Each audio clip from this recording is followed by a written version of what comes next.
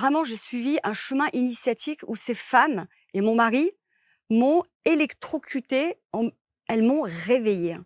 Elles ont réveillé, elles ont été chercher au fin fond de moi une mère instinctive, une mère Que louve. vous ne vouliez pas être, Ah non, c'est pas que je voulais pas, c'est que dont vous n'aviez même pas, bah ouais, la conscience. j'étais complètement déconnectée, j'étais déconnectée, hein. Merci d'être avec nous et bienvenue pour cette nouvelle rencontre et le plaisir d'accueillir Laetitia Lafayette qui est installée sur ses canapés. Bonjour Laetitia. Bonjour. Et merci d'être là car vous venez de loin, Oui, du Brésil. Brasil, Comment vous dites? Brasil. Brésil, voilà, très bien. Et on va voir que votre histoire, évidemment, a une résonance si particulière avec le Brésil. Vous vivez là-bas? Alors je vis à Bahia, Hmm. j'ai longtemps vécu à Rio de Janeiro et maintenant je vis, à Ariel d'Ajuda, à Bahia, Porto Seguro. Ouais. Voilà, Et mais vous, là, on est ici en France depuis 1 année. depuis un an. Voilà. Ok, donc vous faites les allers-retours Oui, régulièrement? oui. Hmm. Enfin, on reste très longtemps là-bas, on revient une petite année de temps en temps, Hmm. histoire que mes enfants, parlent bien français Hmm. et après on repart. Bon, on les verra les enfants. Alors, il y a des photos qu'on va ponctuer, évidemment, dans le discours et l'échange que l'on va avoir. Ce sont des photos avec votre autorisation parce que c'est Oui, ce que vous mettez sur oui, votre oui, site internet. il y a pas de souci. Donc, il n'y a pas de souci. Merci d'être là, Laetitia. On va Bah, parler de votre merci. parcours de vie et je me suis dit, en préparant l'émission, par quoi est-ce qu'on va commencer? J'ai l'impression que votre vie, il s'est passé des choses assez étonnantes, mais vous avez, on va dire, une sorte de cursus un peu classique, master de droit de l'immobilier, politique urbaine, etc., etc. Bon, c'est un truc plutôt bien capé, si je puis dire. Et puis, il y avait quand même dans votre vie, vous le dites, une sorte d'injonction à réussir. La réussite, c'était quelque chose d'important. Bah, oui, comme tout le monde, j'étais endoctrinée, la tête dans le guidon, à penser qu'il fallait que je réussisse socialement. Enfin, c'était, oui, on est tous comme ça. Oui, c'est sûr.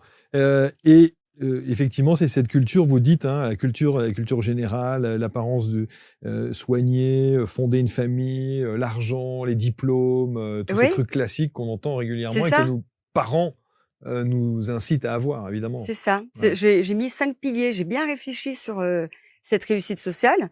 Alors vous me direz si vous êtes d'accord avec moi, hein, c'est les diplômes, Ouais. l'argent, fonder une famille, avoir, des enfants, la, culture générale en France, hein, parce qu'après, on va dans des pays différents, ça diffère. Ouais. Si on va à Los Angeles ou Rio de Janeiro, c'est pas pareil que São Paulo ou New York. Ça va être plutôt la beauté physique, les muscles. Mm. Et L'apparence, après, voilà. l'apparence. Et la beauté. La Mm. beauté, c'est quand même, important, dans notre culture. Mm. Voilà Donc vous avez et rempli les 5 cases. bah, quand j'étais, la tête dans le guidon, oui, Mm. j'avais rempli ça, mais après, quand on a réussi ça, je pense qu'un peu toute l'humanité Mm. qui est, dans cette réussite sociale, à un moment donné, quand il a réussi ça, il commence à se dire: «Bon, on soulève la tête, du guidon et on commence à penser à autre chose, quoi». Mm. On commence à être un peu moins superficiel et à penser à des choses, plus profondes. Mm.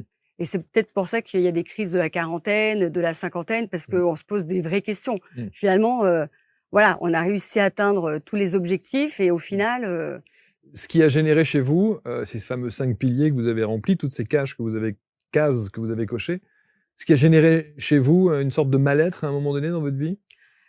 bon, oh, je vais être honnête, je me suis jamais, sentie bien adaptée à cette société, hein. Voilà. Moi, comme dirait, alors je sais plus son nom de famille, il a un nom à dormir debout, j'ai dit quelque chose qui dit, Ah oui. «Ce n'est pas un bon signe de santé mentale que d'être bien adapté à une société, profondément malade». Ouais, je Voilà. crois que j'ai un de ces ouvrages ici. Et c'est vrai que j'ai essayé, voilà, j'ai eu une vie, un peu de monsieur et madame tout le monde, Ouais, où j'ai voulu faire, voilà, suivre le truc, mais en fait, c'était pas moi. ouais. Voilà. Vous allez voir, vous allez suivre attentivement l'histoire de Laetitia parce que si on devait donner un point de départ, dans votre histoire si particulière, c'est cette fameuse, séance d'hypnose parce que vous fumez J'étais fumeuse. et qu'à un moment donné, vous vous dites: «Ah, il y a les miracles de l'hypnose, on peut peut-être arrêter de fumer grâce à l'hypnose» et vous allez suivre cette séance et il va se passer un truc particulier. Ouais. Alors en fait, j'ai beaucoup voyagé Mmh. et j'ai repris des études, à 28 ans, Mmh. hein. Et donc après j'ai dit: «Bon, il faut que je rentre dans le moule, il faut arrêter, maintenant, de voyager comme ça, c'est une vie, c'est un peu n'importe quoi». Donc je suis rentrée à Paris, j'ai travaillé, j'ai eu une vie, voilà, comme on disait, de réussite sociale. Et il y a un moment, au bout de 10 ans, bon, ben, j'étais plus du tout bien. Hein, j'étais plus du tout bien. J'arrivais pas à rencontrer l'homme de ma vie parce que je savais que j'avais pas envie de rester à Paris, etc. Et du coup, je savais que la cigarette, elle entravait quelque chose dans mes énergies. Hein. Je savais qu'il y avait un gros problème et que, en fait, j'avais pas ma clarté mentale. Voilà. Donc, j'ai décidé d'aller suivre une séance de cigarette, là, d'hypnose. Ouais. Et à la suite, donc j'ai fait ça une fois. 3 semaines plus tard, je l'ai refait. Et 3 semaines plus tard, sous hypnose, j'ai vu une entité sortir de moi et j'ai vu vraiment des bras comme ça qui se battaient pour rester dans mon corps éthérique. Bon, il faut savoir que j'ai un peu développé des petites capacités De clairvoyance et de clairaudience. clairvoyance, etc. Hein, je veux pas dire que je suis médium, ou alors je dirais qu'on est tous médiums à partir du moment où on est très intuitif. Donc voilà, j'ai un peu développé des choses comme ça, et donc du coup, je vois des choses comme ça. Et quand je suis sortie de cette séance, j'ai senti qu'il y avait quelque chose de lourd qui était sorti de moi, parce qu'en fait j'étais très négative. J'avais 37 ans et moi qui suis une grande voyageuse, qui ai pas de mal à voyager dans le monde entier, etc. Là, je sentais que j'avais toujours ces voix qui me rabâchaient. T'es trop vieille, il faut que tu trouves un mari, il faut que tu te calmes, il faut que tu te cases, Tu il faut rentres que dans le rang. voilà. Et donc du coup, j'arrivais plus à me projeter à voyager, quoi. Et après cette séance d'hypnose, les jours qu'on suivit, j'étais là, la Laetitia de 20 ans, wouhou, le Brésil, quoi. Je veux aller vivre au Brésil. Je veux me marier avec un Brésilien. Je veux cette vie. Alors, destination que vous connaissiez déjà? Oui, parce que j'avais fait toute l'Amérique latine en sac à dos pendant 1 an. Bon. Donc j'avais adoré le Brésil, et pour moi c'était plus possible. J'étais tellement négative que je n'arrivais plus à imaginer de pouvoir repartir. Mais est-ce que ça, vous le mettez sur le compte de la séance d'hypnose qui a révélé quelque chose chez vous, ou c'était vraiment quelque chose intrinsèquement que vous aviez et c'était déjà un projet? Ah non, je projetais rien. La seule chose que je projetais, c'était de rencontrer un mari qui était un véritable CV. CV, pourquoi? Parce que c'est comme ça qu'on est dans notre société. Hein. On est endoctriné à chercher un CV. Ouais. Alors, il faut qu'il fasse partie du même milieu social, il faut qu'il ait une bonne situation, il faut qu'il ait ci, il faut qu'il ait ça. Ouais. Au final, on cherche pas vraiment l'âme sœur, on cherche un CV. Hein.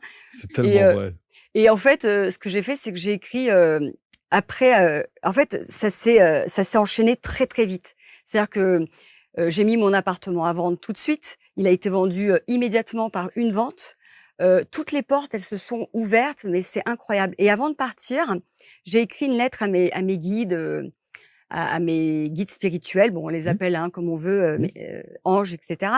Et je leur ai écrit, j'ai dit voilà, moi, je ne me connais plus.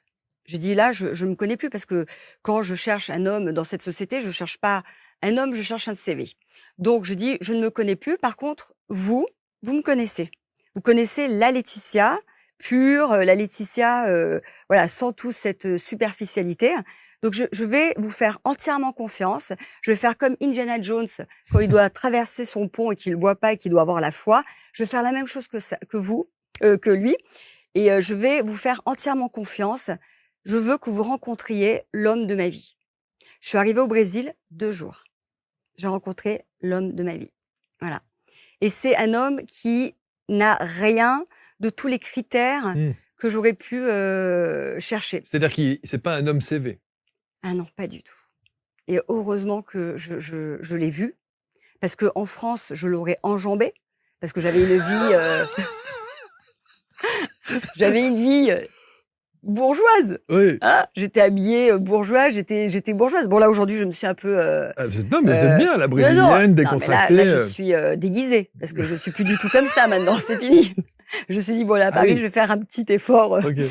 Mais donc Lucas, c'était quelqu'un qui vendait des bijoux sur la plage d'Ipanema. C'est un Amérindien, c'est quelqu'un qui est complètement connecté, c'est un homme tribal. Je l'aurais jamais vu à Paris. Et c'est marrant parce que quand j'ai écrit ma lettre, j'ai dit envoyez-moi des signes, des signaux pour que je le voie, si c'est vraiment en dehors du CV. Je me suis dit faites quelque chose, quoi. Et en fait, C'est incroyable, quoi. Alors, décrivez-nous juste la rencontre. Déjà ça.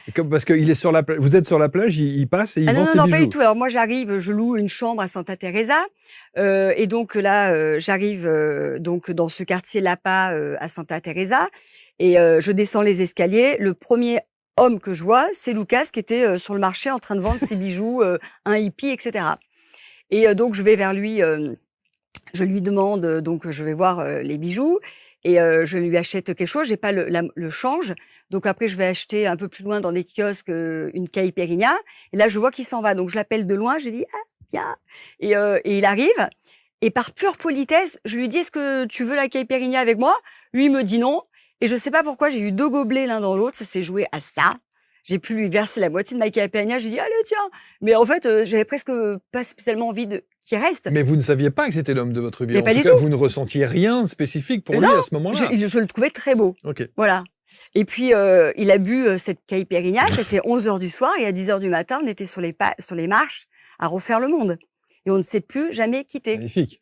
Et en fait, il est extrêmement spirituel. Il est vraiment connecté. Il a une manière de vivre qui est tribale. Mm.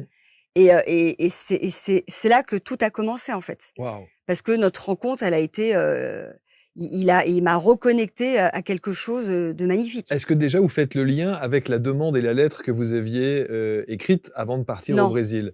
Vous faites pas le lien en Non. disant ça y est, j'ai ma réponse, il est là? Non, pas du tout. Ça a mis des mois. Okay. Mais non, ça a mis des mois parce que moi j'arrivais de Paris, bourgeoise, et lui, on pouvait plus se quitter. Il y avait une évidence, Okay. hein. Mais par contre, on avait encore nos croyances qui faisaient qu'on n'ouvrait pas nos cœurs. Mm. C'est lui en premier hein, qui a ouvert son cœur. Et quand j'ai vu qu'il ouvrait son cœur, j'ai fait allez bingo, c'est bon. Puis 1 an plus tard, jour Magnifique. pour jour, je tombe enceinte. Magnifique. Ouais, c'est une histoire incroyable. Et vous avez 3 magnifiques enfants. Ouais.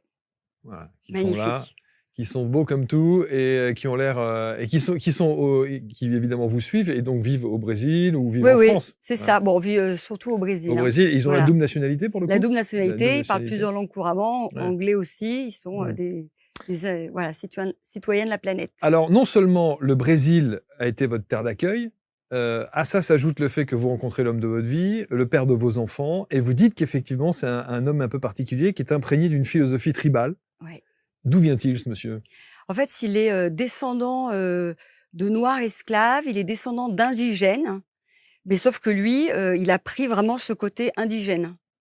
Et il est comme ça. Donc, en fait, tout est parti. Je suis tombée enceinte. Alors déjà, j'étais stérile. Je pouvais pas tomber enceinte. Incroyable. Et je suis tombée enceinte. Donc ça, c'était vraiment une surprise. Donc ça a été très rapide. Et après, moi, je voulais accoucher à l'hôpital parce que j'étais quelqu'un de complètement formaté. Bah oui. Et en fait, tout a démarré à partir de là parce que j'avais aucun instinct maternel. Je n'étais pas du tout baignée dans le monde des enfants. Les enfants, c'était quelque chose c'est pas que ça m'intéressait pas, mais oui, ça ne m'intéressait pas. Donc pas de désir de maternité, non. pas de désir, pas de ressenti, voilà, de désir d'enfant, non, pas du tout. Et puis je suis tombée enceinte et il y a quand même des choses qui ont changé. Alors moi, je voulais accoucher à l'hôpital. On avait une sécurité sociale brésilienne pour accoucher dans un super hôpital. J'aurais eu une césarienne, c'était pas de souci parce que j'avais pas envie de souffrir. Enfin, je me posais pas ces questions. J'aurais jamais allaité parce que la Laetitia parisienne, quand je voyais des femmes qui allaitaient, je me disais, oh, celle-là manque pas d'air, elle pourrait se cacher. Elle est exhibitionniste. Enfin, j'étais comme ça. J'étais une Laetitia complètement fermée, endoctrinée dans un truc dans lequel j'ai vécu. Pour moi, les accouchements, c'était horrible parce que ma mère a vécu des accouchements horribles. Mes 2 grands-mères, elles ont failli mourir. Bon, dans notre société... Ce qui peut toujours être le cas. Il y a des accouchements. Moi, je suis fasciné.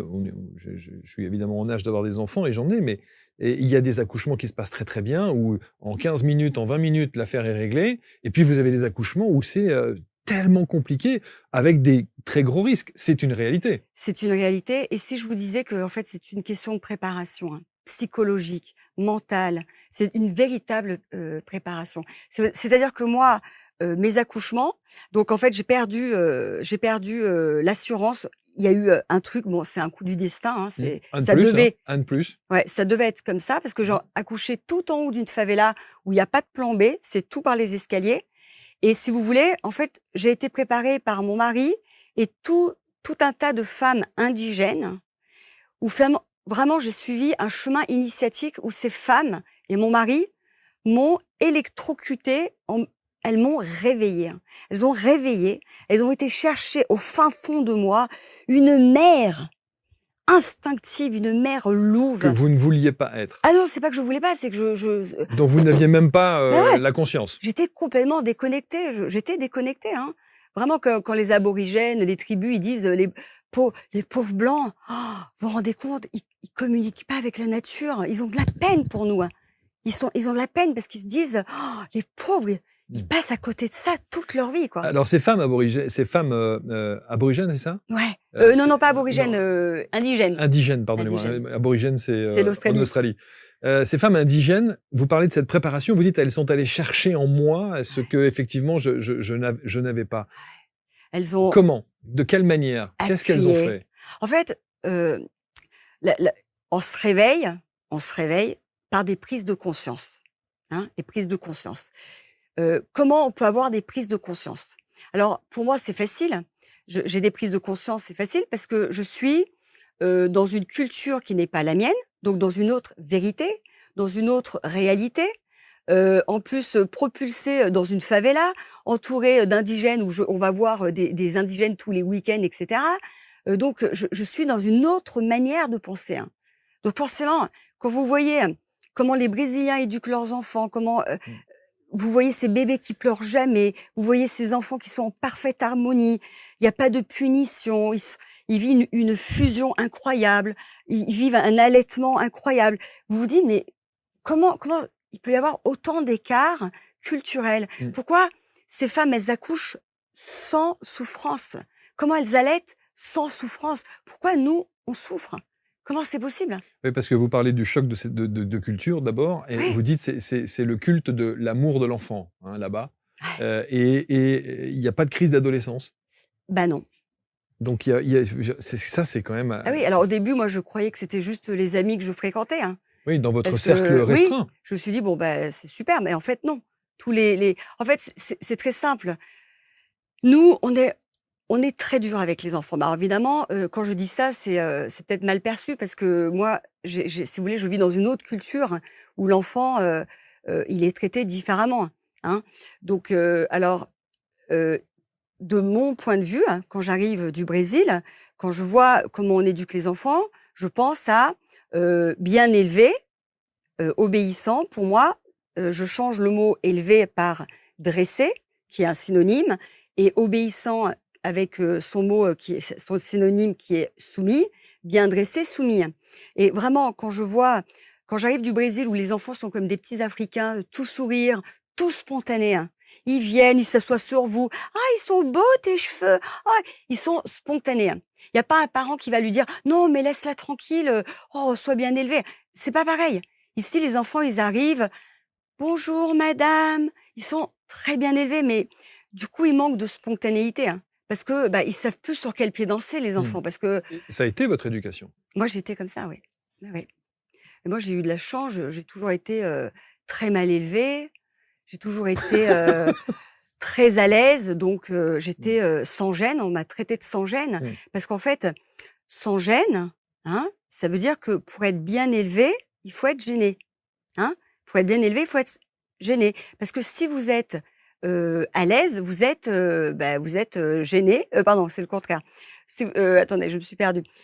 Donc, non, sans gêne. Sans gêne. Ça veut dire c'est mal élevé. Mal élevé. Voilà. Et donc, pour être bien élevé, il faut être gêné. Gêné. Mais là où il y a de la gêne, il n'y a pas de plaisir. Il n'y a pas de plaisir. Ouais. Donc, et ça, c'est vraiment, par exemple, vous allez, moi j'ai vécu en Égypte 2 ans, j'ai vécu 6 mois en Israël. Et dans ces pays-là, quand vous allez dans ces pays-là, quand ils vous reçoivent chez eux, si vous êtes gêné, ils ont raté vraiment l'accueil. Ouais, c'est ça. Voilà, vous dans votre famille en France, vous êtes chez vos parents, dans votre famille des oncles, etc. Vous êtes sur le canapé, vous attendez qu'on vous serve à boire. Vous n'allez pas aller dans le réfrigérateur de vos oncles et tantes allait vous servir. C'est pas du tout notre culture, on serait mal élevé. Voilà. Alors qu'au Brésil, c'est l'inverse. Alors, on pourrait considérer ça, certains vont vous dire, et ils pourraient d'ailleurs dans les commentaires nous dire, ah mais c'est le culte de l'enfant roi. Alors ça, je veux l'expliquer. Alors, notre société, elle est matriarcale. La société brésilienne, elle est matriarcale, la société française est patriarcale. D'accord? Donc déjà, une femme enceinte au Brésil, c'est-à-dire qu'elle ne fait jamais la queue. Hein, vous êtes enceinte au Brésil, Priorité. tout le monde vous laisse sa place, quoi. Il y a vraiment un côté très gentleman, c'est superbe. L'enfant au Brésil est roi, mais pas seulement. La personne handicapée est roi, est reine. La personne âgée est reine. Et tout en bas de l'échelle, vous avez la femme et après l'homme. Alors, je vous pose la question, hein, en France, qui est le roi? Qui est le roi, Marc, en France? L'homme. L'adulte. L'adulte. Homme. Et après, la femme. Et loin derrière... C'est le réflexe qu'on a à dire ça dans cette société patriarcale. C'est ça. Vrai, et derrière, c'est les enfants, c'est les vieux, c'est les handicapés. Voilà. Une fois, je vous raconte une anecdote très rapidement. Une fois, j'ai été dans un hôtel à Itacaré. J'ai rencontré un très beau jeune homme qui vivait avec sa sœur, qui était handicapée. Ils avaient le même âge. Et moi, comme une bonne Française, je lui dis, mais elle est tout le temps avec toi, elle n'est pas dans un institut. Et là, il me regarde et il me dit, mais quelle horreur, c'est ma sœur. Et sa réponse m'a tellement scotché, je me suis dit, ah ouais, c'est frappant, quoi. Nous, on ferait jamais ça. On n'a pas effectivement cette culture-là. Voilà. C'est vrai. Et donc, l'enfant roi, ici, un enfant roi, on le voit comme un petit enfant mal élevé qui tape des pieds, des mains. Non, l'enfant roi, là-bas, c'est-à-dire que moi, dans mes réunions de famille, dans ma famille, les enfants, ils doivent être bien élevés. Bonjour. Voilà, des grands sourires, etc. Et puis après, allez vous dégager, hein, vous allez dans votre endroit d'enfant et vous laissez les adultes ensemble. Hein. Alors que là-bas, l'enfant, il est au milieu de tout. La personne âgée, elle vit avec la famille, elle est certainement pas placée dans une maison de retraite parce que c'est une personne hyper importante. Les handicapés, ils vivent dans leur famille et les enfants, ils sont au milieu de tout. Ils sont adorés, les enfants. Moi, le nombre de grands-pères brésiliens qui m'ont pris, pendant que j'étais en train de manger, mes bébés pour les endormir, les grands-pères qui prenaient mes bébés pour les endormir. Moi, mon grand-père, le grand-père, c'est le mignon, l'enfant. Voilà. Oui, c'est une autre culture. Alors, vous en avez fait un livre qui s'appelle Enfant heureux, mode d'emploi, qui s'affiche sur l'écran. Évidemment, la parentalité positive à la brésilienne. Ça, c'est important. Cette phrase-là, c'est plus que enfant heureux, mode d'emploi. C'est la parentalité positive. On en parle beaucoup ici en France de la parentalité positive, mais vous rajoutez à la brésilienne avec ses spécificités sur lesquelles on va revenir et notamment sur votre activité, enfin votre accompagnement aujourd'hui, puisque vous vous dites coach en accouchement naturel ce qui a transcendé votre vie au travers de vos 3 accouchements. Sauf la dernière qui est née en France, je crois. C'est le dernier qui est né en France. Ouais. Et c'est grâce au dernier, parce que j'ai accouché à l'hôpital et que j'ai halluciné. Vu la différence. J'ai halluciné. Et malgré tout, malgré qu'on m'ait traité comme si j'avais 15 ans, que mon corps n'était plus mon corps, je n'avais plus le droit de rien, qu'il y avait un protocole obligatoire, j'ai quand même réussi à avoir un accouchement normal. Ouais. Est-ce qu'on ne peut pas considérer, je me fais l'avocat du diable, Laetitia, mais est-ce qu'on ne peut pas considérer que vous avez eu beaucoup de chance pour les 2 premiers accouchements, et que, comme des milliers d'autres femmes en France ou en Europe qui ont beaucoup de chance avec des accouchements qui se passent très très bien, et que vous n'auriez sans doute pas le même discours si vous aviez eu ces difficultés pour vos 2 premiers, par exemple. Alors, à partir du moment où vous croyez à la loi d'attraction, à la loi de manifestation, c'est-à-dire que vous... moi, je suis quelqu'un de très optimiste, très positive. Et en fait, j'ai été extrêmement bien préparée avec mon mari qui voulait que j'accouche dans une rivière avec toutes ces femmes. Ça m'a complètement transformée, ce contact. Et quand j'ai vu que c'était quelque chose de tellement naturel, etc., je me suis dit, mais moi aussi, quoi. Moi aussi, je suis faite comme ça. Mais pourquoi ce que j'essaie de comprendre, c'est pourquoi avoir absolument voulu ça alors que vous aviez tout le confort possible ailleurs ? Dans l'accompagnement, la maternité, les soins, la péridurale, etc., etc. Pourquoi cette volonté absolue de suivre ce que préconise votre mari ? Parce que il était très connecté. Il était vraiment très, très connecté, à son soi supérieur, OK. à la Pachamama. Donc c'est quelqu'un, je lui ai fait entièrement confiance. OK. Ouais, vraiment. Et quand j'ai vu que le destin m'avait enlevé la sécurité sociale, Mmh. que je ne pouvais plus accoucher, OK. dans un hôpital, privé et qu'il me restait plus que les hôpitaux, publics, c'était donc juste pas possible. Mmh. Je me suis dit: «Bon, là, il y a un truc». Moi, je D'accord. me dis Encore un toujours: signe de plus. «C'est un signe, il y OK. a un truc».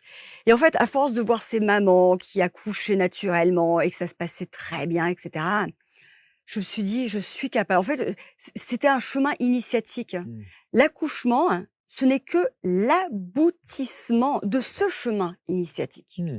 Donc si vous avez été extrêmement bien préparé, si vous voulez, en France, le problème de ces femmes, c'est qu'elles se préparent à faire des séances de respiration, de relaxation, et cetera. Mais ça va pas contrecarrer le protocole obligatoire qu'il y a à l'hôpital. Mmh. Il y a vraiment quelque chose un protocole obligatoire, Bien sûr, qui voilà. est aussi un protocole de sécurité. Voilà, bon. Donc du coup, là, il y a une mauvaise préparation. Mmh. Elle a un projet de naissance qui en fait, elle va le découvrir le jour de l'accouchement, qu'en fait, bah, sa préparation, bah, ça n'a pas servi à grand chose. Parce que de toute manière, elle accouchera les pieds en étrier, parce qu'à partir du moment où une femme, elle a une péridurale, en France, elle est surdosée, sa péridurale. Donc quand elle est surdosée, vous êtes paralysé. Donc vous devenez forcément un cas pathologique. Et là, vous tombez tout doucement dans un scénario qui va, plus ou moins mal se passer. Vous voyez ce que je veux dire? Moi, je l'ai eu cette péridurale. Pourquoi j'ai demandé la péridurale? Parce que quand je suis arrivée à l'hôpital, alors je devais accoucher chez mes parents. Mes parents, à la dernière minute, ils m'ont dit: «Vraiment, ça va pas être possible». Donc du coup, j'étais pas du tout préparée pour aller à l'hôpital, mais le destin a voulu que ça se passe comme ça et c'est très bien parce qu'aujourd'hui, je ne serais pas là pour en parler avec vous. Donc Vous parlez j'ai pour vos 2 premiers enfants? les 2 premiers étaient à la maison. Ah OK, vous Les parlez 2 pour la premiers, d'accord, pour la dernière, oui, pour le dernier. il y a personne qui fait ce que je fais. Ouais, c'est ça, bien sûr, Logiquement, bien sûr. on a un accouchement qui se passe terriblement mal à l'hôpital pour accoucher finalement le deuxième à la maison Mmh. ou dans une salle nature, et cetera. Bon, moi, j'ai fait, le truc à l'envers. Mmh. Mais comme j'avais cette connaissance, et que j'étais sûre de moi et moi, je sais accoucher, Je sais accoucher, J'ai le permis. Je connais mon corps. Vous savez d'accord, ouais. Et je sais qu'il n'y aura jamais de complications. Et même si j'avais eu 10 accouchements, je sais qu'il y aurait jamais de complications. Parce que c'est quelque chose. Comment vous expliquer à quel point C'est ça qu'il faut arriver à expliquer. je sais. Mais alors c'est mes croyances. Moi, je suis convaincue que la maladie n'existe pas et que la maladie, c'est nous qui nous la créons. Et c'est ce que j'écris dans mon livre. Mmh. Par exemple, je vais vous donner l'exemple. Un enfant, qui est à l'école, et qui voit une scène qui va le déranger. Donc le côté droit, en fait, c'est très, rationnel. Le côté gauche, c'est très émotif et c'est le côté qui est lié à la mère. Donc un enfant qui va être à l'école, qui va voir comment ça s'appelle? Quelque chose qui va vraiment le choquer. Il va voir, par exemple, un adulte crier sur un enfant. Ça ne le concerne pas, mais il va entendre des choses qui vont vraiment le blesser. Bing, otite droite. Si c'est votre mère qui vous dit un truc directement à vous, là, vous déclenchez une otite oreille gauche. Et pareil, si vous voyez quelque chose, les conjonctivites, elles peuvent arriver comme ça. En fait, toutes ces maladies, on va soigner les conséquences à la place de soigner les problèmes. Eh ben, l'accouchement, c'est pareil. L'accouchement, quand vous avez un accouchement qui se passe mal à l'hôpital, bah, c'est la conséquence d'une mauvaise préparation. Si vous aviez été vraiment bien préparé sur tous les points de vue, parce que vraiment, la préparation, c'est au tout début un désendoctrinement parce qu'on est complètement conditionné. Je vais vous donner mon premier accouchement qui s'est passé donc dans la favela de Vidigal. Il s'est très, très bien passé, mais j'ai quand même eu des douleurs, Je suis quand même une femme occidentale. Toute ma vie, bon, j'ai entendu des choses horribles et je me suis dit, donc j'avais, une très bonne amie qui a accouché, quelques jours avant moi, une indigène et elle a eu aucune douleur. Aucune douleur pour allaiter, aucune douleur et là, je me suis dit: «Non mais comment c'est possible?» Donc là, je me suis connectée, à mon moi supérieur et j'ai demandé à mon moi supérieur: «Explique-moi pourquoi, parce que je ne comprends pas et ça m'énerve. Je veux comprendre, je veux comprendre». Et le lendemain matin, direct, qu'est-ce qu'elle a entendu toute sa vie? Quand j'ai eu le message, je suis partie chez elle en pyjama et j'ai été taper à sa porte et je lui ai dit: «Luce, Luce». J'ai dit: «Luce, qu'as-tu entendu toute ta vie sur les accouchements? Ah, ben tu sais, moi, dans ma famille, ils ont tous accouché dans la rivière, dans l'eau, ça s'est très bien passé, c'est merveilleux. Toute sa vie, elle a entendu des choses merveilleuses sur les accouchements, ainsi que l'allaitement. Moi, dans ma famille, je n'ai entendu que des horreurs. Ma mère, elle a arrêté d'allaiter au bout de 2 semaines. Elle avait du sang, c'était des Mmh. crevasses. On entend tout ça. Vous n'avez pas entendu ça, vous? Si, mais j'ai aussi entendu des témoignages très positifs avec des accouchements qui se passaient très bien avec un protocole occidental. Vous voyez ce que je veux Oui, dire? oui, oui. Ça existe aussi. Oui, Il y a des femmes heureusement. pour qui, heureusement, Oui, pour qui ça oui. se passe très très bien, et que c'est même j'ai même entendu des gens dire, des femmes dire, oh là là, mon accouchement était formidable, je rêve, j'ai adoré être enceinte. Et vous avez d'autres femmes qui disent, mon Dieu, quel calvaire, moi je veux pas Ouais. en entendre parler, etc. Bon, non mais ce Et qui, ça, c'est la reconnexion à son instinct maternel originel. C'est-à-dire, c'est les femmes qui arrivent à puiser cet instinct maternel. Mais c'est aussi quelque chose, c'est ce que je veux aussi expliquer par rapport à l'instinct paternel. Pour moi, il n'existe pas l'instinct paternel. En fait, quand vous êtes un enfant, hein, et que vous recevez de l'empathie, hein, toute votre jeunesse, de la considération, du respect, hein, c'est quelque chose, c'est un patrimoine que vous avez en vous, oui, hein. c'est ancré. Donc, quand vous serez adulte, forcément, vous serez cette personne-là. Mmh, mmh, Si mmh. vous recevez, petit, vraiment, jamais de l'écoute, Mmh. on vous écoute T'es pas, et bon à cetera. rien, Voilà, donc forcément, bien c'est sûr. quelque chose que vous allez, eh bien, quand vous êtes un petit garçon, hein, et que vous avez votre maman qui vous allaite, vous êtes baigné dans un amour inconditionnel de votre maman. Vous êtes vraiment dans une maternité, vraiment, presque tribale, mais en Europe, hein. Eh bien, forcément, c'est quelque chose que vous allez porter en vous, Mmh. cet instinct maternel. Mmh. On appelle ça l'instinct paternel parce qu'on veut tout, masculiniser, Mmh, mmh. mais en fait, c'est un instinct maternel que Mmh. l'homme. Je vois Lucas, mon mari, c'est un homme, il est viril, mais ce qu'il avait, enfin, c'est un instinct, il a un instinct maternel parce qu'il a reçu ça, Mmh. et moi, je l'ai pas reçu. Ouais. Alors, Mais comme quoi c'est culturel. c'est culturel. C'est culturel pour le Mais coup. oui, Mais alors, racontez-nous vous dites, cet accompagnement de ces femmes indigènes. ouais. Comment est-ce que et ça passe par quelle phase concrètement? Il y avait des exercices, vous aviez, de la méditation, il y a même eu peut-être, racontez-nous. C'est beaucoup, beaucoup, beaucoup de choses, donc déjà un désendoctrinement, des prises de conscience, OK. des prises de conscience. Après, il va y avoir, Mais qui passe par quoi? Par un échange, par des oui, discussions? beaucoup d'échanges. OK, Alors j'ai été, énormément, je fais du channeling, OK. et je reçois énormément, mais énormément de savoir. Par exemple, dans ma formation, j'avais écrit, beaucoup sur le cordon ombilical, le placenta, de surtout pas couper le cordon ombilical par rapport aux cellules souches, par rapport au sang dont a besoin le bébé pour sa première année, et cetera. Mais en fait, j'ai reçu, vraiment, par channeling, une autre information, hein, qui était très importante, et je l'ai vue, hein. J'ai eu vraiment, des images.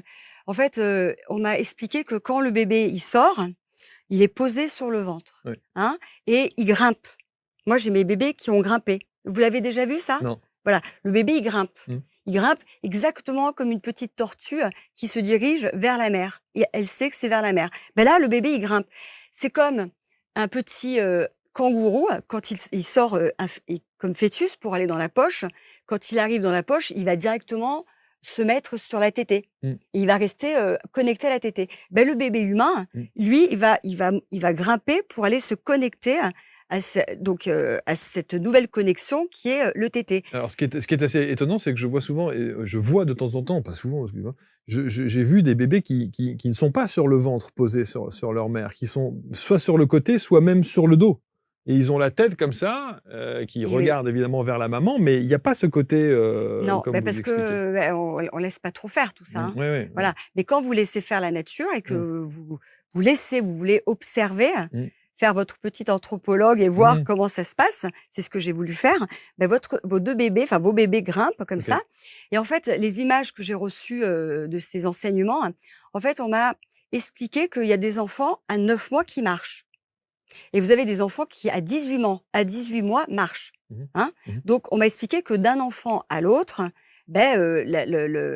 l'évolution pouvait être vraiment, Différente. différente. Mmh. Eh bien, quand le bébé, il sort, il respire pas. Il respire au moment où il sort. Sauf qu'il y a des bébés qui vont respirer tout de suite avec les poumons, donc ils vont avoir leur machine qui va marcher très, très bien. Et d'autres bébés, il va leur falloir beaucoup plus de temps. Et pour plein de raisons, hein. Pour un côté, parce qu'il veut pas, il veut continuer de respirer à travers son cordon ombilical qui est encore accroché à la maman. C'est pas pour rien. Si ce placenta il servait finalement à rien, il sortirait avant, mais il sort après. Et il se décroche plusieurs minutes après. Hein. Donc il y a une raison. Hein. Donc quand il y a ce bébé qui a encore besoin de ce contact, lui couper le cordon ombilical, c'est comme jeter un enfant dans l'eau et lui dire bah écoute, t'es un mammifère, donc tu vas nager. Voilà. Donc la symbolique de couper le cordon, qui est toute une symbolique à l'européenne, hein, où on dit au papa tiens vous voulez couper le cordon quand le papa peut assister à tout ça, il faut pas. Non. Il y a le bébé lotus qui existe. Il y a beaucoup de femmes qui le font, le bébé lotus, dans les pays occidentaux. Ça, c'est quoi, ça? Le bébé lotus, c'est quand vous ne coupez jamais le cordon ombilical. Okay. Donc, en fait, il va tomber de lui-même au bout d'une semaine, 10 jours. Voilà. Mais en fait, le cordon ombilical, une fois que le bébé il est sorti, tout le sang va passer du placenta vers le bébé. Donc, il va avoir besoin de ce sang pour être très fort la première année. Après, il va avoir besoin de toutes ces cellules souches. Son patrimoine cellules souches, qui est fabuleux. Hein, le patrimoine cellules souches, j'invite tout le monde à faire des recherches sur les cellules souches. C'est des cellules qui peuvent reproduire n'importe quel organe. Donc ça, quand vous coupez le cordon, vous privez de ces cellules souches. Et vous avez dans des hôpitaux des médecins qui vont voir les mamans et qui disent « Est-ce que ça vous dérange pas si je prends une seringue et si je prends du sang de votre bébé ?» Voilà. Et en fait, c'est pour les cellules souches. Alors d'un côté, on nous dit que c'est un déchet biologique, mais en même temps, vous savez, quand le placenta, je ne sais pas si vous savez ça, mais quand le placenta il sort à l'hôpital, le placenta n'appartient plus à la maman. Et si vous le prenez, vous pouvez payer une amende de 70 000 € pour un déchet biologique. Donc, il y a un moment donné, voilà, il faut se poser alors des questions. Alors que dans la culture brésilienne, on ne considère pas ça comme un déchet, j'imagine. Pas du tout. Pas du tout. Ben non, en fait, moi, j'ai fait donc je l'ai récupéré, mon placenta, et ça a été très folklore, parce que j'avais pas le droit de le récupérer. Et ça faisait 1 an que j'avais fait des études par correspondance, enfin, online à Londres, pour apprendre à faire des médicaments, de l'homéopathie, encapsuler mon placenta et à manger le placenta. Alors, le placenta, on va pas le manger comme un homme de Cro-Magnon. Non, c'est pas comme ça que ça se fait. En fait, le placenta, vous coupez des tout petits bouts et vous faites des smoothies avec des fruits rouges, des bananes. Et en fait, ça vous empêche 2 choses de manger le placenta. Ça vous donne une lactation extraordinaire. Je l'ai fait seulement avec mon 3e et j'ai vu nettement la différence. Et en fait, ça vous évite d'avoir le baby blues. Voilà. Mais mais il y a des études là-dessus, même pas en France, mais oui, aux États-Unis, tout le monde fait. Toutes les mamans qui accouchent à la maison, en général, elles font ça. À Londres, dans beaucoup de pays voisins, et au Brésil aussi, et même dans toute l'Amérique latine. C'est très à la mode. Ouais. Okay. En fait, on a compris que le placenta, c'était quelque chose. Si les mammifères ils mangent leur placenta, c'est pas pour rien. C'est pas pour rien, c'est sûr. Si vous avez une vache qui ne mange que de l'herbe, pourquoi elle mangerait son placenta? Elle a pas peur qu'il y ait un prédateur qui vienne manger son placenta. Non, c'est qu'il y a quelque chose. Il y a quelque chose. Oui. Et donc, vous avez fait des smoothies de votre placenta? Mon mari m'a fait des smoothies. Il a bu son smoothie aussi parce qu'il voulait voir, etc., expérimenter le truc. Ça se sent pas. Attendez, parce que nous, en plus, on est véganes. En plus, vous êtes végane. On est végane, on est comme les vaches. Donc, on a fait ça parce que, voilà, on était convaincus que c'était le truc à faire. Et alors, je vous dis pas, à l'hôpital, comme ça a été la croix et la bannière pour récupérer. Hein. J'étais debout avec mon bébé, mon placenta, avec Lucas qui était devant moi. Il y avait 2 vigiles, il y avait une dizaine de personnes qui voulaient récupérer mon placenta. J'ai eu une médecin maghrébine du Maghreb qui est arrivée. Elle a dit « Mais c'est quoi ce bazar? Tout le monde dehors !» Et du coup, elle m'a dit « Bon, vous avez de quoi le récupérer, le placenta ?» J'ai dit « Oui. » Oui, parce que là, je lui ai dit « Je suis désolée, docteur, mais ça fait 1 an que j'étudie, quoi. Je sais faire des médicaments, je veux mon placenta. » Elle a même pas discuté, elle a dit « Il y a pas de problème. » Donc, Lucas a récupéré ça. Il est parti en douce et j'ai récupéré mon placenta. Les choses se sont bien faites. En fait, j'ai vu dans l'hôpital comment ça se passait et c'est très bien parce que je Mmh. n'avais aucune idée que ça se passait comme ça. Mmh. Et c'est impersonnel, c'est froid, Ouais. c'est inhumain. Pendant mon accouchement, j'ai eu une équipe médicale que j'avais réussi vraiment à convaincre de pas couper le cordon, etc. L'équipe médicale a changé 30 minutes avant mon accouchement, hein. J'avais Mmh. on m'a pas prévenu, on m'a rien dit, Mmh. c'était pas possible.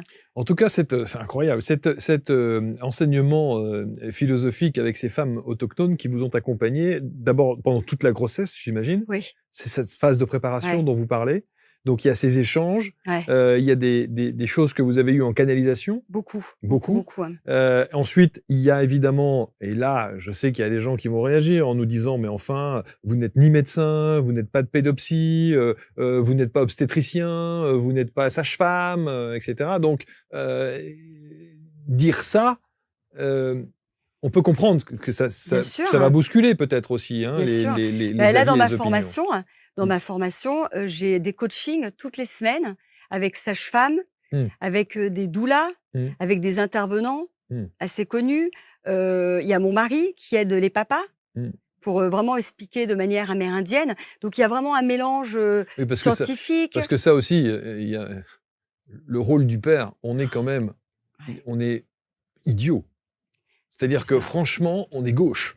Mais On oui. sait pas quoi Mais faire, on non, est vous là. n'êtes pas gauche, c'est C'est qu'on parce veut. qu'on n'est pas, on nous a pas appris. C'est ça, Ah, oui, c'est c'est ça, oui, ça. absolument, oui, absolument, En absolument. fait, on devait nous apprendre, Oui, pour conduire, il faut passer un permis de conduire. oui, Et pour avoir un enfant, ben, on nous dit rien. ouais, c'est ça. Donc, Alors, c'est la il y a des surprise. préparations, il y a Oui, des préparations à l'accouchement où papa peut venir, ouais, le mari peut venir et tout, donc ça, c'est pas. mais le mari, il est pas suffisamment engagé, hein. Oui, Mon oui, c'est mari, ça. il prépare vraiment les papas, comme il m'a préparé. Il y Mm, a des hommes qui, waouh, d'un coup, il y a un père qui sort d'eux, il y a un truc maternel, mm, un instinct qui est incroyable. Moi, j'ai vu des hommes changer pendant mes programmes, c'est incroyable. mm. Moi, je trouve que c'est magnifique. Et les hommes, ils ont vraiment, Alors en fait, vous avez quoi? Vous avez aujourd'hui conçu, alors parce que je rappelle quand même, au bout de 40 minutes, on va le dire quand même, qu'on parlait tout à l'heure du coaching en accouchement naturel, au travers de ces savoirs ancestraux ouais. que vous ont inculqués, enfin vous ont appris, accompagné ces femmes et ces hommes aussi, puisque votre mari en fait partie, Ah oui. autochtones au travers de leur culture et de leur éducation. Et donc vous avez retranscrit ça aujourd'hui un peu à l'européenne pour que ça passe un peu plus, que ça Ouais, soit exactement, moins exactement. radical. Ouais, ouais, ouais. C'est un mélange de beaucoup, beaucoup, beaucoup de choses. Il y a vraiment une formation quand même qui est scientifique, qui est préparée sur la déprogrammation, les croyances limitantes, Mmh, etc. Ça, c'est vraiment évident parce qu'on commence pas une grossesse avec des peurs. mmh. Pour être bien, pour arriver à l'aboutissement de l'accouchement, il faut plus avoir de peur. Et ça, c'est un vrai travail. Donc Peur ou ça, appréhension? On peut avoir des oui, peur et appréhensions? appréhension, bien sûr, tout, Tout, tout. OK. En Mmh, fait, quand il y a plus, on démonte une peur par une peur, une mmh, appréhension par une appréhension. mmh, Après, il y a plus rien et après, ça coule de source et mmh. l'accouchement, il arrive, après l'allaitement, il arrive, tout arrive, tout baigne. Ouais, En fait, il y a plus de peur. Il faut virer ses peurs. ouais. Et après, il y a énormément de connaissances. J'explique beaucoup de choses. C'est pas possible qu'on arrive à l'hôpital, qu'on ne sache pas pourquoi il faut garder le vernix ou pas, par exemple. Le Il y a vernix, c'est? Le vernix, c'est le bébé qui sort et qui a une couche blanche Ah autour oui, de lui, hein. OK, OK. Et en fait, ça, c'est parce qu'il sort dans un nouvel environnement, parce qu'il était dans le liquide amniotique. Donc, il sort dans un nouvel environnement, l'air. Et en fait, dans cet air, bah, il a besoin d'une protection. Donc, les choses sont très bien faites. Donc, en fait, le bébé, il va absorber ce filtre-là hein, qu'il a. Et en fait, au bout d'une semaine, vous pouvez lui donner son premier bain. Et vous évitez les savons, les shampoings, les Ce après-shampoings. qui est pas du tout fait, dans les cliniques là. Je sais, Le bain du bébé quand tout va bien ah et le oui, bébé oui, qu'il est pas obligé d'aller sous couveuse et tout, ouais. c'est dans les ça arrive très vite. Et oui, oui, on l'astique à la soude caustique parce que le savon, c'est de la soude caustique, hein. Moi, je fais du savon à la maison, donc c'est de la soude caustique, donc il a pas besoin de ça, hein. Le bébé, il a pas besoin de ça, il a besoin que d'eau, hein. Donc bon, oui. Non mais enfin, ça remet en question, Tout.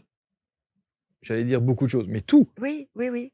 Bah, en fait, il faut à partir du moment je me permets de dire ça sur votre plateau parce que je sais que c'est une émission qui est quand même très spirituelle. Oui et puis Quand on part on de peut tout cette dire. de cette vie, quand on part de cette vie, on part pas avec notre intelligence ou nos habits ou des biens physiques, on part avec notre conscience. La conscience, je pense que c'est la seule chose sur laquelle il faut investir dans cette vie, hein. Récupérer notre conscience. Et pour récupérer notre conscience, c'est par des prises de conscience. Et moi, j'ai écrit un livre et une formation, hein, qui ne sont que des prises de conscience. Ce ne sont que des prises de conscience. Quand j'ai une cliente, une patiente, enfin une personne, une maman, une future maman, au téléphone, la chose qu'elle va me dire, c'est waouh. Au bout d'1 heure de conversation, c'est waouh, waouh, ça fait beaucoup de choses à digérer, beaucoup de nouveaux trucs. C'est les prises de conscience, c'est incroyable, hein. Alors, je montrais vos enfants magnifiques. Les 2 premières sont nées au Brésil, Ouais, dans les favelas. dans les favelas, ouais. Dans les favelas. Et le petit dernier, il est né À Aubagne, à Aubagne, donc ouais, en France. en France. Est-ce que, pardon de dire ça, mais ils n'ont pas eu donc le même régime, si je puis dire. Ils ne sont pas arrivés au monde de la même manière. Ouais. Est-ce que ça veut donc dire que, scientifiquement, ils ont quelque chose de différent, peut-être, sur leur métabolisme, sur le petit dernier, par exemple? Est-ce que l'histoire du placenta que vous avez pu faire pour les 2 premières, lui, il ne l'a pas eu? Franchement, Est-ce que ça change quelque Non, chose? Dans parce son que immunité, dans son, non, non, mais non? ils ont tous eu, hein, parce que le placenta, on lui a pas coupé, hein. Je me suis battue à l'hôpital. Mais À il a fallu Aubagne? que je me batte. OK. Il a fallu que je me batte parce que je voulais qu'il ait ses cellules souches. Mais si vous voulez, mes bébés, c'est des bébés qui n'ont pas pleuré à la naissance, c'est des bébés qui n'ont jamais pleuré bébé. Un bébé ne pleure pas.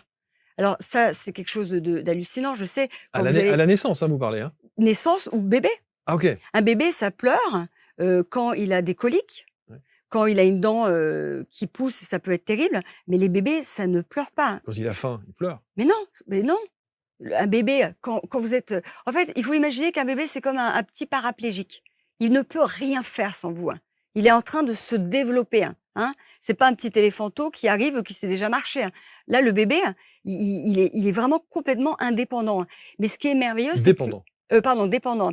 Et comme il est connecté à nous, nous, on a une fusion, et la fusion, c'est quelque chose de très bien, hein. Moi, j'ai des personnes qui me voyaient porter mes bébés, qui me disaient: «Oh mon Dieu, qu'est-ce que tu es fusionnelle!» Je dis: «Mais c'est merveilleux d'être fusionnel, enfin, c'est totalement naturel». C'est voilà. C'est comme quand, j'allaitais, tout le temps. J'allaitais mes bébés à la demande. Et j'avais, mon médecin et ma mère qui me disaient: «Mais non Laetitia, tu dois allaiter toutes les 3 heures». Alors elle est née le 21 décembre, le premier jour d'été au Brésil, 45 degrés, moi je bois toutes les 5 minutes et ma fille, il faut que je lui donne toutes les 3 heures. Ça sort de la tête de qui? Qui a inventé ce concept? Voilà, c'est non, le bébé, en fait, il communique avec vous, hein. Donc soit vous rentrez en communication avec lui, vous êtes vraiment connecté à votre bébé, hein, et vous répondez à toutes ces demandes, et c'est très bien parce que c'est un bébé, il a besoin de vous, hein. Nous, on fait pas ça en Occident. On commence à le dresser, hein. Allez, il faut qu'il fasse ses nuits, on va le laisser pleurer, il va s'habituer, on le dresse. Mais c'est un bébé, il a besoin de nous.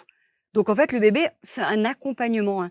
Et en fait, quand on est vraiment, on a eu cet instinct maternel originel, on a un amour inconditionnel. Et cet amour inconditionnel, dans les pays occidentaux, on ne sait pas. On les a. Par exemple, un chat, on a un amour inconditionnel pour un chat parce qu'on n'a aucune attente du chat. On n'a aucune attente. Nous, nos enfants, très rapidement, on a des attentes. On a des attentes de nos enfants. Ce que je vais dire, c'est choquant, mais ramène-moi des bonnes notes et je t'aimerai. On est dans la réussite sociale pour nos enfants, hein. On est dans cette réussite. On a très rapidement, on va mettre le bébé à 3 mois, 1 an à l'école, dans des crèches. Donc, on va avoir des attentes, on va courir, on va être coupé en fait. L'amour inconditionnel, c'est quelque chose qui est d'une fluidité, hein. Et je vous assure que je ne l'ai pas. Je serais très prétentieuse de vous dire que j'ai l'amour inconditionnel. Non. Pour vos enfants. Je suis je sais que je l'ai eu quand ils étaient petits, hein, mais là ils ont grandi, hein. Déjà, je vois que c'est plus pareil. Il y a déjà des conditions, on pose des conditions, on attend des choses. Vous voyez ce que je veux dire? Et ça, on est dans cette société-là. C'est vraiment dommage. Cette méthode, donc, vous l'avez conçue effectivement avec de la canalisation, avec l'enseignement de ces femmes. Qu'est-ce qu'il y a d'autre encore dans cet accompagnement? Et d'abord, il se fait à quel moment? Au moment où on décide d'avoir un enfant ou au moment où on est enceinte? Ah ben, le mieux, c'est d'arriver enceinte. OK. On arrive enceinte, et on suit tout le processus. C'est le chemin, je l'appelle le chemin initiatique. C'est-à-dire qu'il y a vraiment un réveil. Le réveil, il se fait pendant tous les mois de grossesse, D'accord. sur tous les plans. Et l'objectif, c'est pas d'accoucher dans une rivière ou dans Pas du tout. on peut Alors aller moi, à les femmes que j'accompagne, elles peuvent accoucher à l'hôpital. Mais Oui. alors là, il y a une préparation spéciale pour l'hôpital.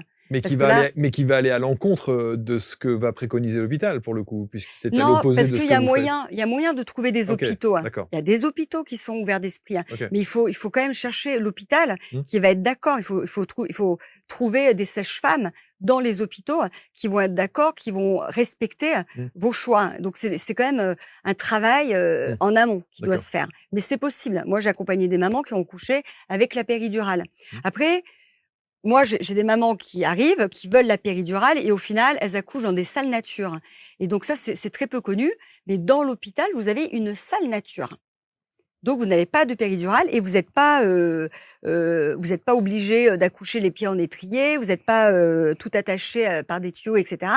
Donc là, vous êtes libre et vous êtes accompagné par des sages-femmes qui vont vous aider à accoucher naturellement. OK. Voilà, donc ça c'est super. Il y a les maisons de naissance qui sont des maisons de naissance ce sont des maisons de sages-femmes qui sont jamais loin des hôpitaux. Et après il y a la maison, hein. Et moi j'ai plein de mamans qui voulaient accoucher à la maison, pardon, à l'hôpital et qui ont finalement accouché, À la qui ont maison. tellement été transformées. Mon accompagnement, c'est une transformation. En fait, je fais vivre à ces mamans ce que moi j'ai vécu, hein, ma transformation, hein. Et la Laetitia, si elle n'était pas partie de Paris, Mmh. si j'étais restée à Paris, j'aurais eu des enfants par césarienne, je ne les aurais jamais allaités. Mes enfants n'auraient jamais dormi en cododo avec moi. Moi, j'ai allaité mes enfants jusqu'à 5-6 ans, hein. Sauf le petit dernier jusqu'à 3 ans et demi. Mais ma deuxième, 6 ans et ma première, Mais c'est 5 fou, ans. mais vous savez, je vais vous dire, c'est extraordinaire de faire ces émissions parce que c'est toujours extrêmement instructif et en même temps extrêmement déroutant. Déroutant parce qu'on entend, moi j'entends à Tout et son longueur contraire. de journée tout et son contraire. Mmh. Ce que vous dites là, Mmh. je vais faire une émission dans 3 jours, on va me dire, mais c'est tout Eh oui, je l'inverse. sais, hein. Mais ça, c'est pas grave. Je vais vous dire, c'est pas grave. L'essentiel, c'est ce qui va vibrer dans le cœur des mamans. Mmh. Là, il y a des mamans, hein, sur 10 mamans, bah, il y en a 5. Ce que je vais dire, ça va les faire vibrer. Bien sûr. C'est celle-ci, Mmh. c'est celle-ci. Et en fait, elles aussi, elles se disent: «Oui, moi dans cette société, il y a des choses, qui sont incohérentes, qui ne me plaisent pas» et c'est ces mamans-là qui vont m'appeler, hein. Mmh. Et après, il y a les autres mamans, elles vont avoir des autres accompagnements qui vont être très bien pour elles. Mmh. C'est ça qui est superbe. Aujourd'hui, il y a vraiment des accompagnements, pour tout le monde. Mais alors, si cet accompagnement que vous préconisez dans votre coaching, je rappelle, il y a un site internet qui porte votre nom, hein, c'est Laetitia Lafayette. laetitialafayette.com.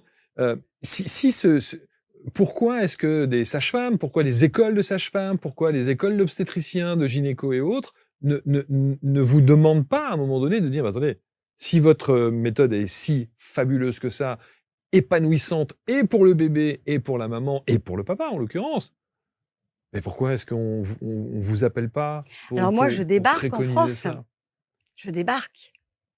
Mais il y a des méthodes comme la méthode Bonipace, il y a des méthodes où justement, elles ont fait leurs preuves et du coup, il y a des médecins, enfin, des médecins ou des spécialistes de la santé qui appellent, Qui s'intéressent à ça? qui s'intéressent. Ouais. Bien sûr, on commence à s'intéresser, Ouais, hein. ouais, ouais. Moi, je parle toutes les semaines avec des sages-femmes et des doulas. Elles adorent. Elles me disent, mais waouh! Et c'est comme ça que j'ai trouvé les personnes qui vont travailler dans mon programme. Mmh. Parce qu'elles sentent qu'il faut se reconnecter, hein. On est déconnecté, hein. Et à partir du moment où juste ça parle à des mamans, Mmh. bah, du coup, elles ont envie de parler avec moi. Et Mmh. du coup, on voit comment passe le courant. Donc ça veut dire que cette méthode que vous préconisez, c'est une méthode, j'allais dire presque antidouleur ou pas? Non. Alors, Non. je dirais pas antidouleur. Ça va dépendre vraiment de moi, si vous voulez. Dans ma famille, il y a eu beaucoup de douleurs. Beaucoup de douleurs. Donc mon premier enfant, j'ai quand même eu pas mal de douleurs. Mmh. C'est pour la deuxième où j'ai réussi vraiment à me désindoctriner de cette douleur. parce que j'avais compris que c'était de l'endoctrinement, du conditionnement. J'étais conditionnée à croire ça. Vous pensez que la douleur est conditionnée par Oui. l'endoctrinement? Dans la Bible, c'est écrit: «Tu enfanteras dans la douleur». Oui, dans notre culture, regardez tous les films, dès qu'il y a un accouchement, hein. Ouais, sauf C'est que là, c'est, il y heu a toutes les femmes qui vont vous tomber dessus en disant: «Dis donc, tu veux que je t'apprenne la douleur? Moi, je sais ce que c'est que la douleur d'un accouchement». Elles moi vont toutes vous dire ça. j'ai accouché à la maison. Mais moi, avec ma préparation, je connais des femmes en France qui ont eu pratiquement pas de douleur. Oui, Ça dépend. mais là, encore une fois, si je me fais l'avocat du diable, certains me disent: «Bah oui, comme des femmes qui accouchent, vraiment, en 15 minutes, l'affaire est réglée, il y a pas de douleur et tout va très bien», et qui n'ont pas suivi votre accompagnement. C'est comme, Pardon, hein, l'allaitement. mais je L'allaitement, c'est pareil. Il y a des femmes qui vont allaiter. Moi, j'ai eu mal pendant 6 mois Mmh. et je me suis accrochée, hein, et Mmh. heureusement que je me suis accrochée, hein. Et du reste, j'ai une petite anecdote sympa pour toutes les mamans qui n'ont plus de lait, hein. Mmh. Je n'ai plus eu de lait pendant, le 3e mois, je n'ai plus eu de lait. Mmh. Donc j'ai donné le biberon à ma première fille. Pendant 3 mois, donc j'avais plus de lait, ma fille prenait le biberon, c'était fini pour moi. Et j'ai ma sœur jumelle qui est psychologue, en EMDR, qui est une excellente, thérapeute. Et donc elle vient, après avoir vu tous les grands spécialistes de l'allaitement et cetera, qui me disaient: «Bon», en fait, ils traitaient les conséquences, hein. On va faire des traitements, des machins et cetera. Ma sœur, elle arrive, donc rien ne marchait, hein. Ma sœur, elle arrive et elle me fait cette phrase: «Pourquoi tu veux arrêter, ta production de lait?» Et là, je dis: «Ah oui, arrêtez, c'est effectivement». Je veux dire, «Tu penses que je suis capable, c'est moi, ça. d'arrêter, ma production de lait?» Elle me dit: évidemment, c'est toi qui as arrêté ta production de lait». Alors je dis: «Alors OK, si on part du principe que c'est moi qui ai arrêté ma production de lait, alors parce que j'en peux plus, je suis épuisée, je dors pas depuis 3 mois». Bon, on a commencé, j'ai vidé mon sac. Mmh. Donc elle m'a fait des séances de MDR, j'ai Mmh. commencé à vider mon sac et cetera. Et après, elle me dit: «Laetitia, tu veux de nouveau allaiter?» Je lui dis: «Non, mais c'est trop tard, hein, c'est foutu». Elle me dit: «Mais non, Laetitia, tu as des femmes qui adoptent des enfants et qui les allaitent, et le lait vient». Et il y a du reste un témoignage sur, une émission, La Terre inconnue, Mmh. en Mongolie, Mmh. avec, Mélanie, Douté, Mmh. où, justement il parle de ça. Parce qu'il y a une Mongole de 45 ans qui a adopté une petite fille, elle avait mis à la tétée comme ça et le lait est arrivé. Donc c'est vrai que le lait peut venir. Donc une femme qui n'a plus de lait, et c'est souvent aux 3 mois des femmes, les femmes, elles bloquent parce que quand on a un bébé, c'est tellement brutal, le changement de vie, on n'est jamais préparé Mmh. pour ce changement de vie. On ne nous prépare pas du tout Mmh. à ce changement de vie, hein. Donc il est brutal. Et donc aux 3 mois, bing, plus de lait, hein. Et ça, j'en ai entendu, mais des dizaines et des dizaines. Le lait peut se réactiver, hein. Mmh. Séance de MDR, bing, vous videz le sac et après vous remettez votre bébé à la tétée. Elle a tété jusqu'à 5 ans, ma fille, hein.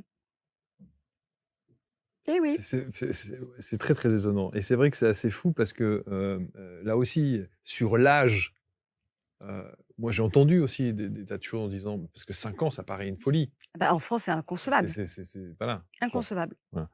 Hem, il faut lire évidemment cet ouvrage, La parentalité positive à la brésilienne de Laetitia Lafayette. C'est en auto-édition? Ouais. On le trouve sur Pour votre le site? moment, ouais, je Sur viens votre de le site? sortir Ouais. maintenant, cette semaine, Cette semaine? sur Amazon. Bon. Vous vouliez dire un petit mot sur, Oui, les enfants bridge? les enfants Bridge et les enfants Peter Peter Pan. Pan. Alors, comment j'en suis arrivée là? J'en suis arrivée là parce que dans notre société, je ne sais pas si vous avez remarqué, mais il y a ces enfants qui sont, qui parlent très bien, qui articulent très bien. Quand vous leur parlez, ils sont vraiment en interaction avec vous. Ils sont très, responsables. Vous voyez ces petits enfants là comme Mmh. ça? C'est des Mmh. petits adultes, Mmh. hein. Mmh. Et puis après vous avez les enfants, enfants, Mmh. donc qui articulent moins bien, qui sont complètement dans la lune, ils sont en orbite, et ces enfants-là, on les appelle souvent les enfants bébés. Et en fait, il y a une raison à cela et je veux l'expliquer.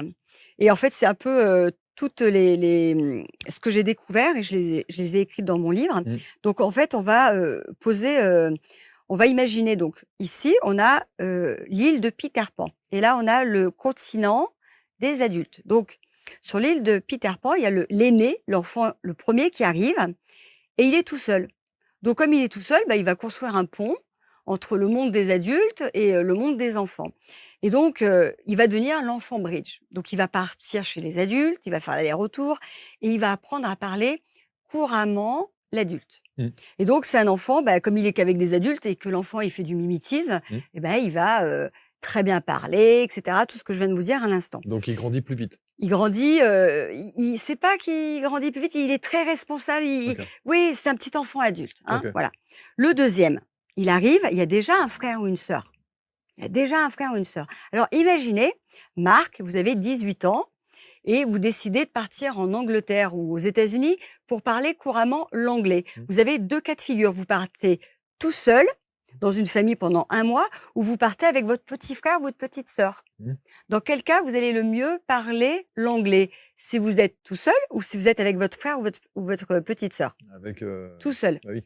Et oui, si vous êtes tout seul, vous allez être immergé Mmh. et parler, voilà, tout de suite très bien l'anglais. Le deuxième enfant, c'est exactement la même chose. Il y a un frère ou une sœur, il n'a pas besoin d'aller apprendre à parler couramment l'adulte. Donc c'est pour ça que son développement, en fait, il va être beaucoup plus dans la créativité.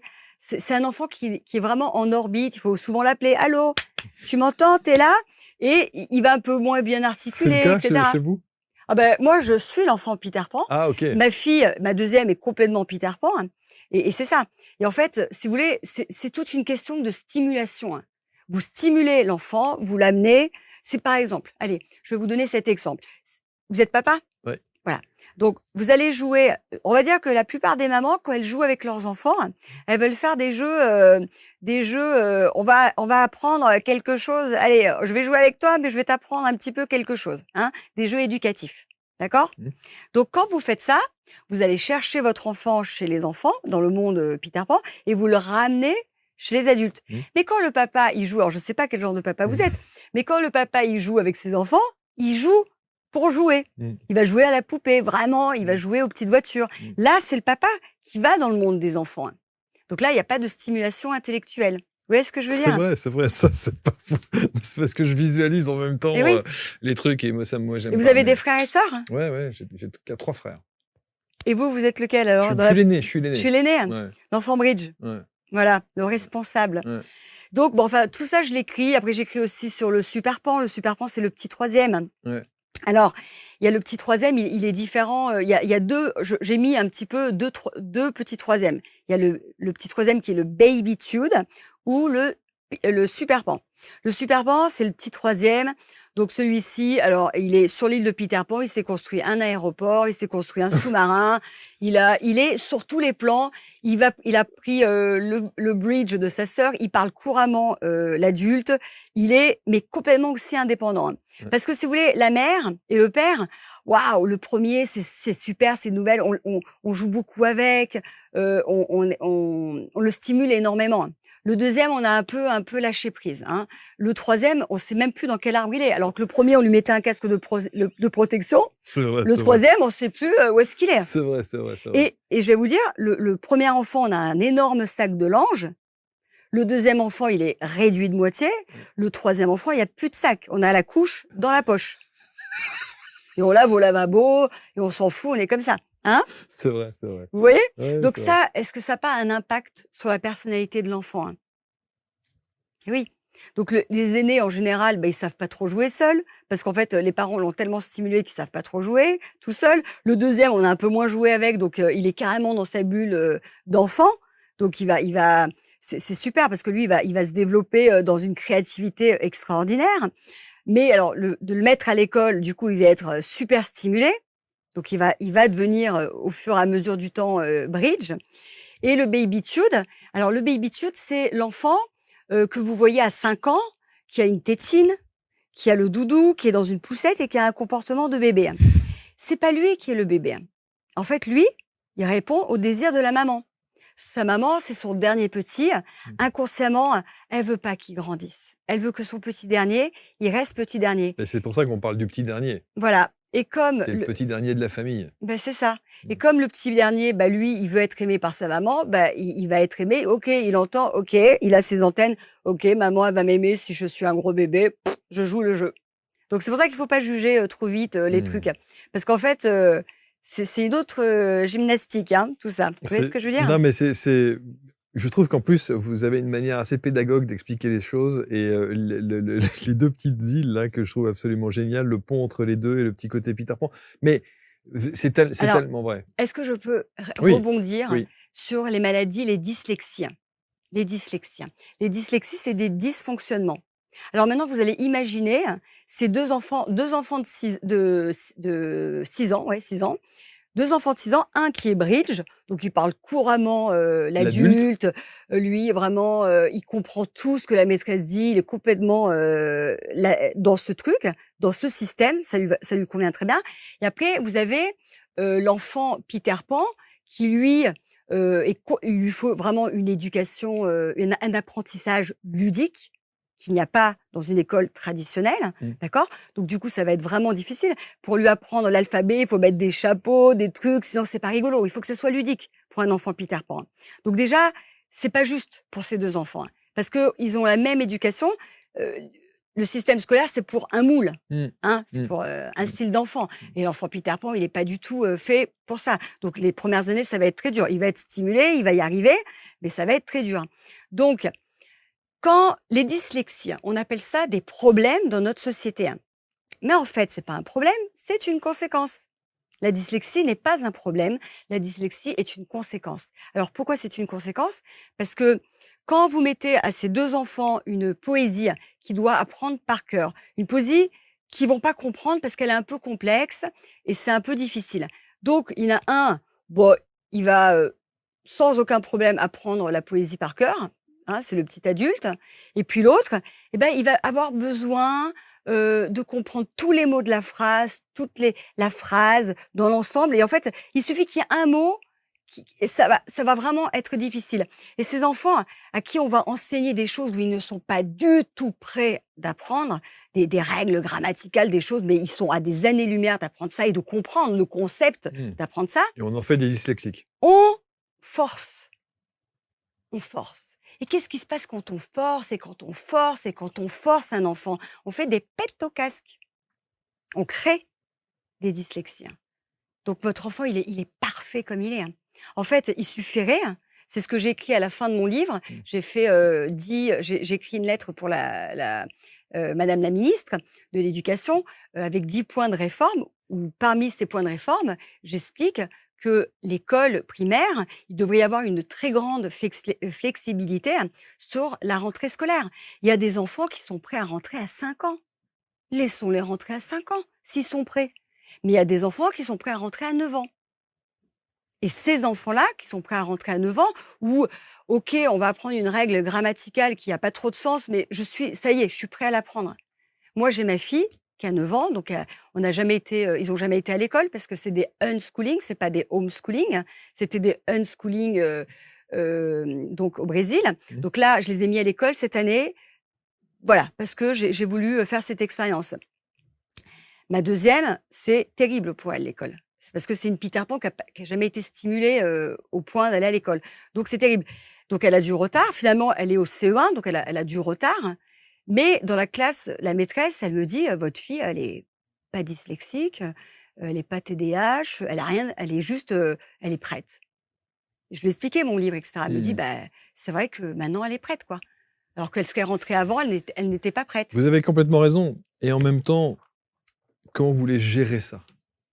Bah, en fait, c'est des prises de conscience et petit à petit, les choses évoluent. Quand je vois par exemple, quand je vois des classes de 30 élèves, avec des profs qui se retrouvent face et je sais de quoi je sais de quoi je parle puisque dans ma famille, il y a ça. Des profs qui se retrouvent avec des classes de 30 élèves. Comment vous voulez gérer des cas par cas sur des enfants qui ont, voilà, ces C'est difficultés-là ou ces hyper difficile. spécificités-là? C'est hyper Ouais. difficile. Ma fille aînée, c'est pareil, ma fille aînée, pour le système français, elle est lente. Au Brésil, elle est demorada. Demorada, ça veut dire elle est tranquille, elle est tranquille. En Guadeloupe, il y aurait pas de problème, quoi. Elle est Mmh. tranquille. Mais en France, il y a Il pas y de a pas de système tranquillité. comme ça, ouais, bien Elle est sûr. lente. Ouais. Et donc du coup, il faut la presser. C'est vrai que mes enfants, ils sont arrivés à l'école tout sourire. Il y avait des élèves qui leur disaient: «Et pourquoi tu souris comme ça?» Elle me le disait: «Maman, on me dit que je souris trop et cetera». Et maintenant, Ouais, en c'est une fou ça. année, bah, ils sourient moins. Ils sont beaucoup moins spontanés. Ouais. C'est Bon. bon, C'est le système, c'est comme ça. Lisez cet ouvrage qui est vraiment passionnant. Vous tapez sur Amazon, par exemple, bien sûr, puisqu'il est en auto-édition Laetitia Lafayette, et vous verrez, il y a énormément de contenu, d'abord, très instructif. Et je voudrais juste parler d'un tout petit point très important par rapport aux étapes de l'enfant. L'enfant, il a des étapes où il va grandir. Et vous avez des enfants de quel âge? Ils ont 18 ans, j'ai des jumeaux. D'accord, c'est des grands. Ah ouais. Et une petite de 7 ans. Ah, de 7 ans. Bon, alors les étapes, par exemple, manger ses crottes de nez, c'est une étape. Alors, manger ses crottes de nez, voilà. Comment on va gérer cette étape en France? L'étape, on va la gérer en culpabilisant, en jugeant, en humiliant notre enfant. C'est pas beau, ne fais pas ça, ça ne se fait pas. Alors, je vais vous expliquer qu'est-ce qui va se passer quand on vient entraver une étape. Quand on dit à son enfant, mais enfin c'est dégueulasse, retire les doigts du nez, c'est pas bon, tu vas avoir des maladies, et on se prive pas de le faire devant les autres, de l'humilier, on s'en prive pas. Et donc ça, on le fait pour toutes les étapes. Donc en fait, qu'est-ce qui va se passer quand on vient couper l'étape naturelle? Déjà, votre enfant, il est parfaitement normal, il mange ses crottes de nez, c'est normal. Tous les enfants de la planète mangent leurs crottes de nez. Et en fait, de eux-mêmes, ils vont arrêter. Parce qu'à un moment donné, ils vont basculer et d'eux-mêmes, ils arrêtent. Donc s'il n'y a pas de jugement, de culpabilité, etc., ils arrêtent d'eux-mêmes. Quand on vient entraver le truc, eh bien, ils arrêtent, donc ils sont obligés. Donc après, il y en a soit qui arrêtent, en général les bridges, ou alors les Peter Pan, les petits filous, eux, ils vont le faire en cachette. Donc l'enfant, il va le faire en cachette et il va continuer de le faire jusqu'à adulte, parce que c'était interdit. Vous comprenez? C'est pour ça qu'aujourd'hui, vous voyez des adultes qui mangent leur crotte de nez. Voilà.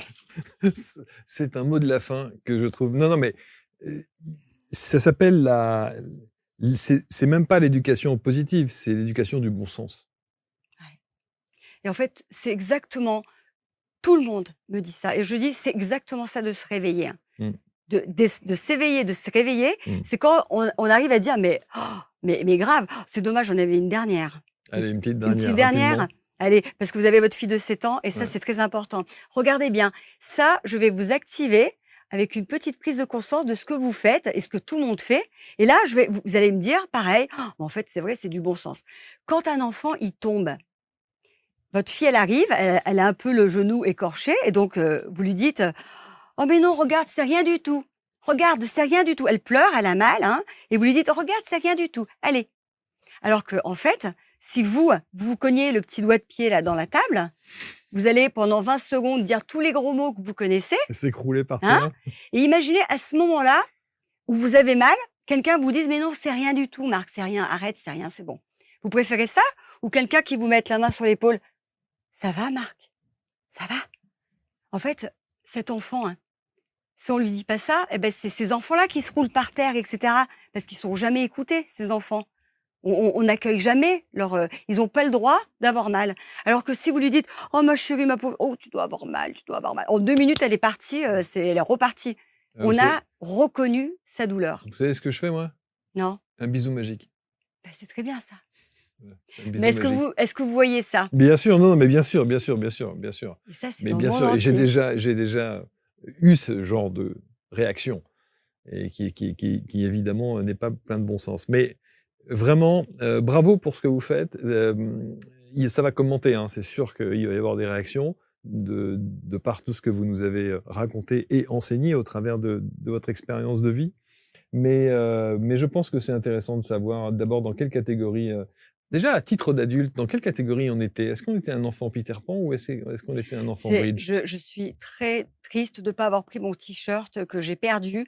J'ai un t-shirt où il y a, le t-shirt de mon fils, il a 6 ans. Il a un dessin une bande dessinée de Superman.